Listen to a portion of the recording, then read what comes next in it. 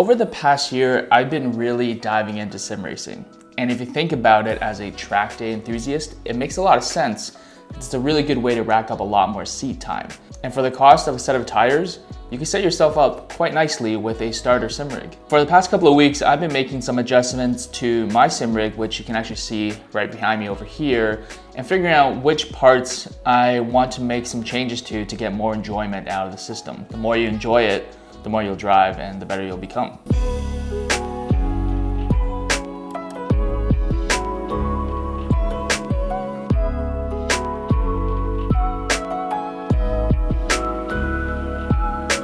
You might have noticed that in the sim rig right now, I actually don't have a wheel or a motor.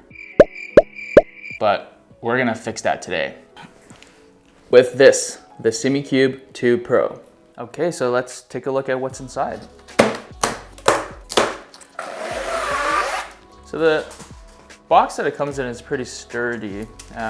You know, not as fancy as the Fanatec ones that come with the locking mechanisms, but plenty of support here, and from the shipping you can tell that there's no damage whatsoever to the integrity of the box.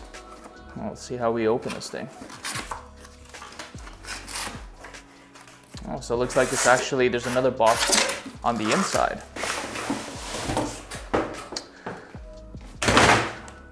Right, and this is probably what you expect a little bit more out of something that costs, you know, over $2,000. And here we are, Simucube 2 Pro. Made in Estonia. Really cool to see a little bit more diversity in the manufacturing of some high-end equipment. Okay, so let's take this open.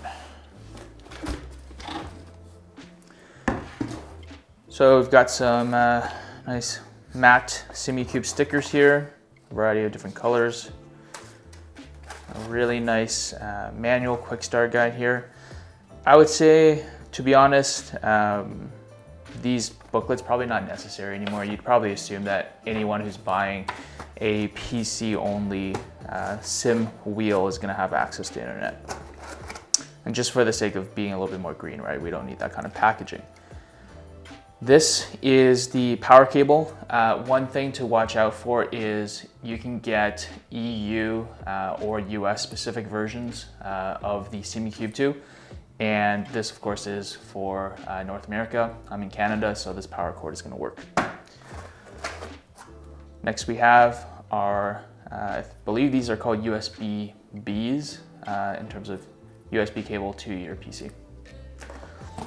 That's the first layer, it looks like. Out. Set this aside. Okay, so underneath now we see the Simucube 2 Pro. Before I take this out, I know this is gonna be super heavy. Let's take a look at some of the smaller items. So this, I believe right here, is your locking pin for the Simucube quick release system. Over here is, I'm assuming, the wireless antenna for if you use a wireless compatible Simucube wheel to get rid of the USB cable. And some, looks like M8 hardware. This might be to secure the wheel motor itself, given that there are some of these locking washers, maybe to lock in some sort of pivot, but we'll confirm that. All right, then over here we have the e-stop. So this is a pretty basic e-stop, and the reason why you want to have one of these is, I mean, these are industrial grade motors, right? Pushing through well over 20 Newton meters in this model, and the last thing you want to do is the software running away on you and having the wheel continue to spaz out or continue rotating while you're in your rig. And depending on how you're sitting in your rig, you could be pinned there.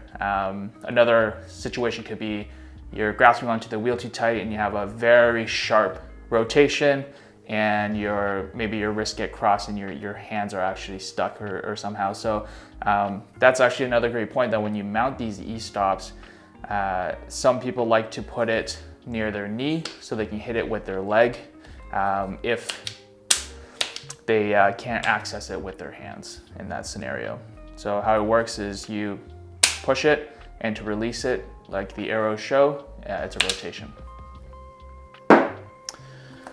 All right, next big piece is the power supply. And then this thing is pretty big. It weighs about, I don't know, call it 5 pounds.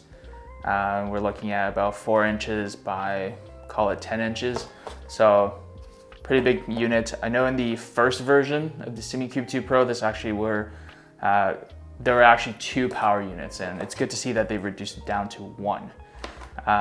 Something to consider with these is you can have a lot of electromagnetic interference. So what you want to do is actually wire these away from the USB peripherals. Don't run the lines together to reduce that kind of impact. And last but not least, oh, this is heavy. Let's see how I can get it out of here. Okay, so here it is, the Simucube 2 Pro. Let's see what it says on here. So it says read instruction before use, and then a few other languages. All right, so, ooh, it is heavy, so let me rest it like this. On-off switch. So if you did end up getting the upgraded version of the e-stop, you get a remote on-off, which can be quite useful. Here is our USB-A. The power brick is gonna go through here. There is a accessory port. Can't think of anything that I would use that for right now, but we'll find out in the future. And this is where our e-stop is going to connect to. And then right here, the antenna is where we'll screw on this wireless extender here. So if we are to carefully remove this sticker here, we will see now that it comes with the Simucube quick release motor side mount. Now, I've actually decided not to go with the Simucube quick release, just a matter of personal preference when I'm thinking about the wheels that I want to use. So we're actually going to be removing these 3 hex bolts, and you can put on a different adapter to work with different quick releases. And as a bit of a sneak preview, we're going to actually be working with the SimLab Zero Play quick release in another video. And all right, so here is essentially everything that comes in the box. Power brick, motor, e-stop, some hardware, power cable, USB, quick release pin, wireless antenna, and some documentation and stickers. So today we just did a quick unboxing and a little bit of prep. We're still waiting on a few more parts to come, namely a wheel to use it with, and some mounting supports that I can use to mount it to my SimLab P1X. In the next couple of videos, we'll try to do a little bit more testing once everything's together. But in the meantime, if you want to check out some real racing content, check out the link in the top right of your screen to take a look at the docu-series that we've been filming this summer on our endurance racing campaign as part of Lucky Dog Racing Canada. If you want to learn more about grassroots motor racing or sim racing, please consider subscribing, liking, commenting below, and then let's start the conversation. And we'll catch you guys next time. I feel like I'm gonna have a lot of fun with this, but it weighs a ton. Probably a little bit lighter than the DD1 that I used to have, but feels really, really solid. Can't wait.